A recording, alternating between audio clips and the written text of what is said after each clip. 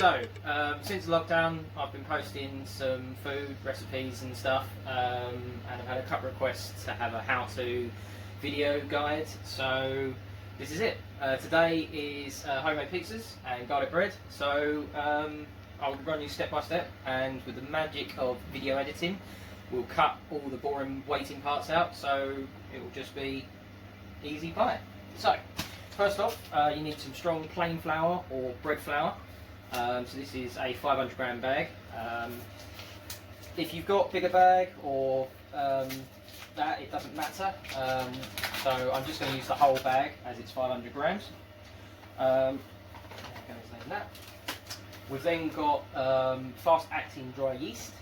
These usually come in about 7 to 11 gram pouches, bags. So we will use the whole one. Get that in there.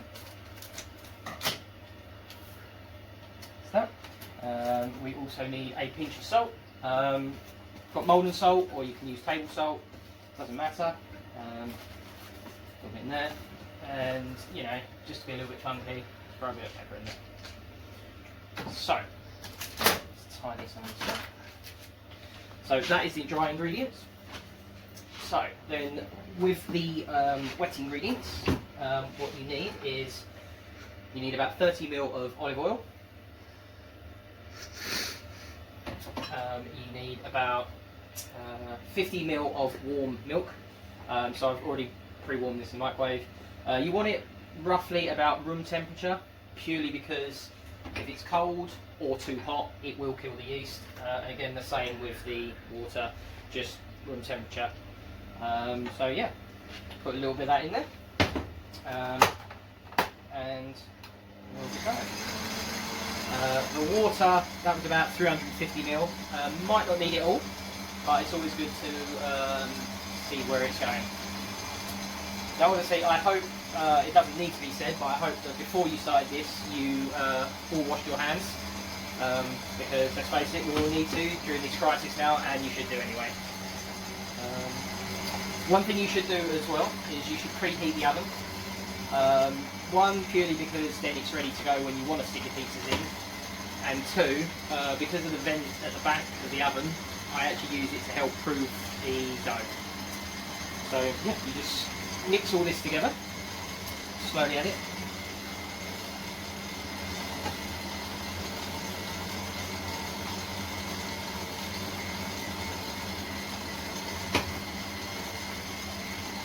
So this will take a little while, so we'll take a quick little cut and we'll come back when it's ready to go. Alright, welcome back. So it's now pretty much almost ready to go. So I've used roughly probably about half of the water I said, so it's about 100 to 150 mils. You don't want it too wet, because otherwise it's just ruin the whole thing. You want it quite elasticy. So we'll turn that off, and now you should have this sort of nice, quite squidgy dough. Yeah. So what you need to do next is you need to prove it. Now, basically, all that means is it just helps aerate it. So the best way to do that is to, like I said, if you've used a mixing bowl like this with a bread hook, you can just take the mixing bowl off and use it. If you don't have the luxury of having a machine to do it for you, whatever bowl you used it in with a wooden spoon or like a hard spatula will be fine. But you just need it to be in a bowl. And like I said earlier, I preheated the oven, and basically the hot air at the back there, I can just put the bowl over there, and then you just need to cover it with a damp cloth. Now you can either use wet tea towel, obviously make sure it's clean, or some kind of clean dishcloth, or I just, in the magic of Blue Peter, I've got some made earlier wet tissue paper. It's just kitchen roll, and basically all you do is you just drape that over the bowl that's proving, and that will help keep it moist, and to be fair, it stops it drying out. So it's just a nice damp cloth, and just leave it at the back of the oven to help prove, and we'll come back to that in a bit to knock it back and do it again. So we're on the final bit now. So we've let the dough prove for about 3 hours. I did change the wet cloth as well, just to keep it in touch. So as you can see, it's pretty much doubled in size. So we just have to knead it one final time, just to knock it back. Just a quick one.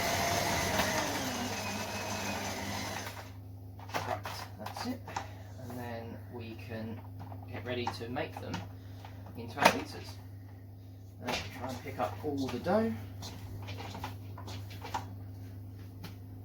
Right, so a little bit of flour on the now, just plain flour or self-raising flour. Don't want to use up the bread flour for this bit. It's just to roll it out so it doesn't stick to the board. So it's at the final stage now, which is lovely. So I'm going to cut them into 4 bits. Now you can make one big pizza, or we're going to make 2 bits. So I'll put them to one side there. Put the 4 bits separately. Use this one. And you just want to roll it out. Now, it doesn't have to be perfectly round, but you know, it always helps to get it as round as you want. But if you want it a different shape, you can have it square. I mean, it's your pizza. It doesn't matter. So I want to roll it out quite thin, only purely because it will rise up again. So turn it over a couple of times just so that it's all sorted both sides.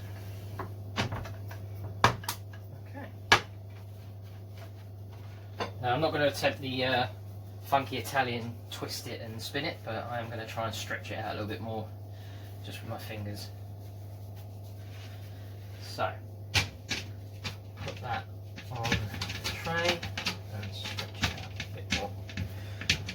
Cool.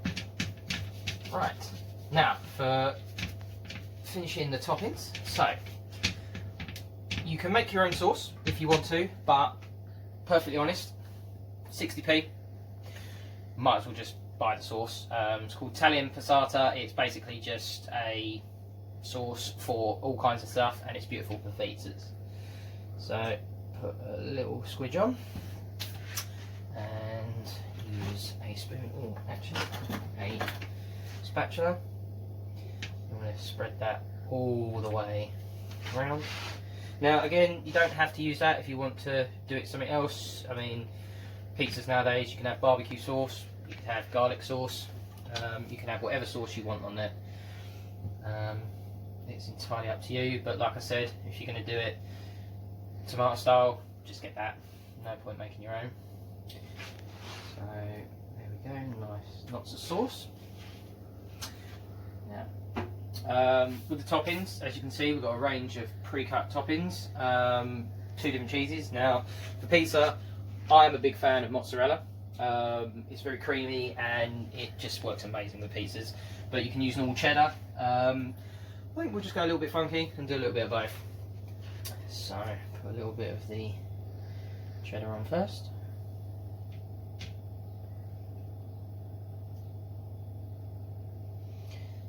Sprinkle this all over. Might as well be generous, it is your pizza, you know, don't want to be too stingy with yourself.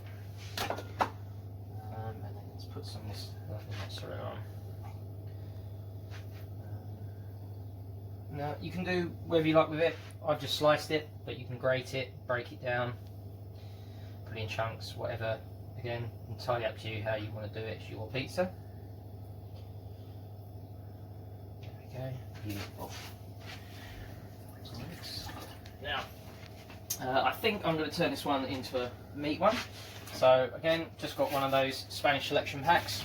Has all the different meats in there, so you know, might as well buy that, and then you don't have to worry about slicing anything. So we will just divvy this up nicely.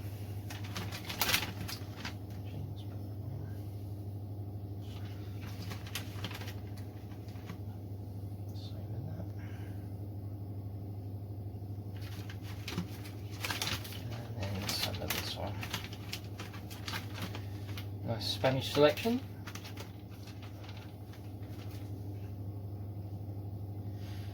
Now, again, you don't have to be too neat with this.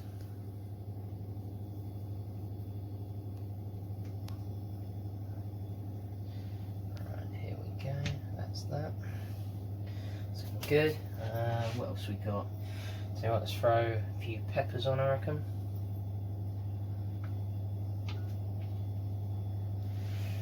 Very nice.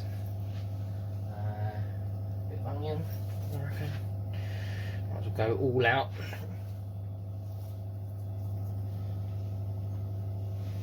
And you know what? Let's make it a little bit spicy. Let's get some jalapenos on there, because you know, why not? Look at that. Get some nice colour in there.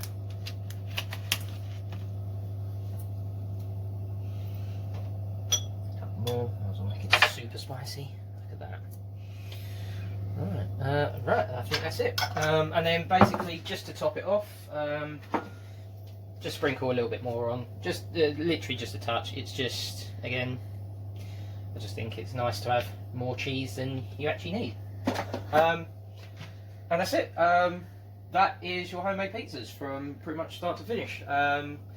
We'll get this in the oven and it'll be ready to eat in probably about sort of 25 minutes. Got the oven set for about 170 fan oven. So yeah, just basically keep an eye on it, middle shelf, and yeah, like I said, maybe about 15 to 25 minutes, depending.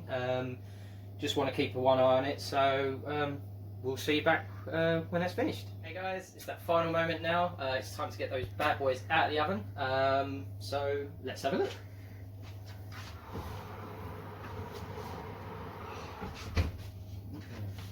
And there you have it. The pizza is finished. As you can tell, as I said earlier, it would puff up a little bit. So yeah, it's beautiful, ready to go. And if I can I get it off the tray? Yes, I can. And it looks beautiful. So all that takes now is to cut it into 4 generous slices.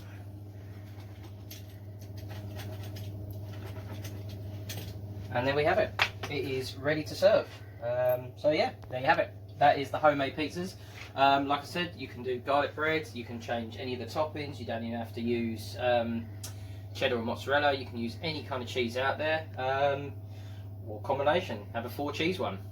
So yeah, all that's left to do is to give it a try, and I'm sure you guys don't need to know how to eat it, but here we go.